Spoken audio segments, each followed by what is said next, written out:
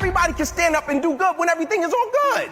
Everybody can smile when it's sunshine. Everybody can do right when everything is going right. Everybody can do that. But everybody can't face opposition, adversity, and challenges and say, I've been waiting on you to come. I'm going to embrace you, and I'm going to figure out a way to use you, because you would never turn me into a different person. You would never make me a person that people don't recognize before the adversity.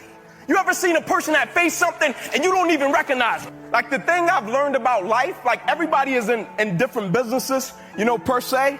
But at the end of the day, we're all in the people's business. And what I mean by that is every day we have a chance to impact somebody's life, right? And I firmly believe with the things we're part of and the things we do, we all have to have a purpose that's a lot greater than ourselves. So when we hit things that we don't understand and that brings us a certain level of discomfort and that hurts us and we just can't pull the grips on it, when we have to encounter things like that, we have to step back and we have to figure out, how can I use it? And a lot of times as people, like, naturally people are selfish. Right? And what I mean by that is they approach situations and they say, what can I extract from this situation and how can it benefit me? But the moment an individual shifts their perspective and shift their mentality and shift their attitude from me to we, that is the moment an individual becomes literally dangerous. Because now an individual is attached to purpose and mission. And when you have an individual that's attached to purpose and mission, it's not too many things that's going to stop them. You see, my football career ended, but my reason for why I lived my life, it never did. I just had a paralyzed right arm and hand. My mentality wasn't paralyzed. My spirit wasn't paralyzed. My drive wasn't paralyzed. My dedication wasn't, my commitment wasn't. I was the same man. I just had an extra boost of energy for why I lived my life. I wear this as a badge of honor. Every single day, the adversity, the opposition that life sent to break me, I wear it as a badge of honor because I understand every day of my life, I represent something. It's just like every individual in this room, every company, every brand. When people see you, they think something. We've all seen those people, we see them coming, we're like, oh, here come this crybaby. No, they're whining about something. And then we've all seen those people where we say, man, where you been, brother? I've been needing to see you, man. How can we be those type of people in our companies and our families and the things that we're connected to? How can we be those people that's a breath of fresh air, man? How can we be those people that live life with passion and compassion? How can we be those people when we ask people questions, we don't just listen with the intent to reply, but we actually listen with the intent to understand? How can we be those people that understand everybody that comes across our path, they come across our path for a reason. And so when we approach them, we listen, and we share a little bit of love, and we want to leave them a little bit different. Like, I'll never forget, I talked to the guy that I encountered the hit with that left my arm like this, and that changed my life. I'll never forget, I talked to him. He called me, and he played for the University of Air Force, obviously, and he just so happened to be from Atlanta. And he calls me, and I picked up the phone. It was about a year and a half after my incident happened. I picked up the phone, this guy is crying his eyes out. And he says to me as he's crying, I'm sorry. I'm sorry. I'm sorry. He said, I didn't have a shot at the NFL. He said, you did. He said, I feel as if I messed your life up. And I said to him, thank you. He stopped crying. He said, what do you mean? Thank you. I said, I'm saying thank you because if this incident didn't happen, who's to say that I would be the man that I now am? Who's to say that I would be the father that I now? Who's to say that I would have the perspective that I have? Not that my perspective was bad before. Adversity, it's all about perspective. It's never about what we go through. It's how we view what we go through. This is about winning a few days in a row, 5, 6, 7 days in a row, and then winning the week. And then it's about winning a few weeks in a row and winning your month. And then it's about winning a few months in a row, and you'll win the year. Aren't you fucking sick of not hitting your fucking goals? Aren't you sick of being the same that you are every fucking year? If you look for a reason, you will always find one. If you look for an excuse, you will always have one. If you tell yourself you're going to do something, you need to fucking do it. If you tell yourself you're going to be something, you need to fucking be it. Because a lot of people say they want this shit, but they don't really want it because their actions don't back it up. Their actions aren't showing what it takes to get the result. Their actions aren't showing a commitment to being a person of excellence. It's showing a commitment to being the same fucking thing they've been their whole life. Things are not always going to be ideal. Things are not always going to be perfect. Things are not always going to be convenient. There's going to be things that you can do or find or say or listen to that will help you justify you not sticking to your plan. But successful people know this, and they stick to the plan regardless. They understand that things are going to get tough. They understand that things are going to be hard. They understand that things are going to be inconvenient. They understand there's going to be weddings and holidays and vacations at every turn of our existence. You don't believe in yourself because you've lied to yourself for years and years and years. You've told yourself this was the time. This was what I was going to do. I'm going to do it this time, and I'm serious. I'm serious this time. Seriously. You've told yourself that over and over and over again. And what happens when you don't follow through?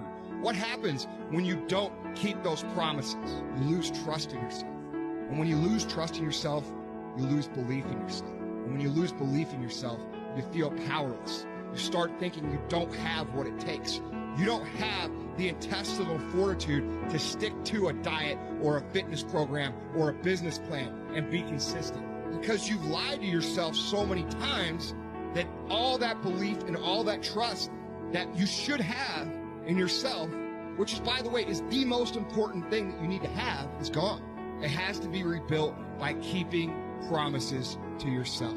Now, there's a lot of talk these days about, not just talk, actually it's happening, addictions. Many people are addicted to all kinds of things, substances. But one of the greatest addictions, or rather the greatest addiction, you never read about it in the papers because the people who are addicted to it don't know it. It's the addiction to thinking. It's actually addictive. Can't stop thinking. It's like can't stop drinking, can't stop smoking, can't stop eating, can't stop thinking. Thinking is the greater addiction than any of these. And it's an addiction because it's been a drug, it's been around for so long, and it's a pseudo sense of self. So it's a great...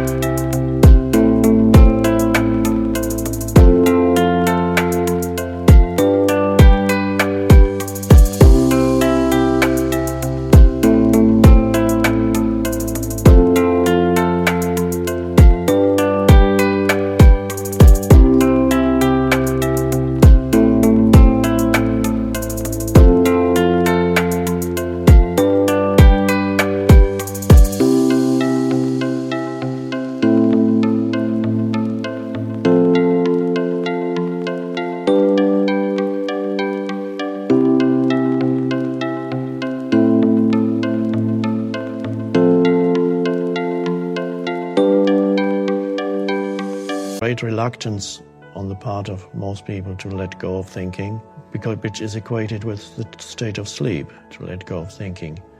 There isn't that much to understand in this teaching. There's a little bit to understand about how the ego works, but even that is just mainly a self-observation. The main thing about it is presence. And presence is a space of no thought, but presence can also be there in the background even when thinking is happening. You can still be not completely involved in the thinking. Thinking loses the ability to create havoc in your life and confuse you. So your choice then is not to understand more or to bring some intellectual analysis to the practice, but to practice the state of not thinking, which can be arrived at by various ways, as you probably know. If you don't think about it, just do it. Becoming more aware of the present moment and accept it as it is slows down the overactive mind is one thing. Because a lot of the overactivity of the mind is an attempt to get away from the isness, the simplicity of the present moment. So to become more aware of the present moment as a practice, have perhaps little pointers in your office, at home, in your car. Let's say present moment or whatever, or a symbol for it. And there are different entry points into the present moment. Present moment awareness means thinking subsides, may not disappear completely, but something else arises that is primary. We call it presence or awareness. Buddhists call it mindfulness, which I don't use because it implies your mind is full of things, but it isn't, of course. It's just a mistranslation. To be present.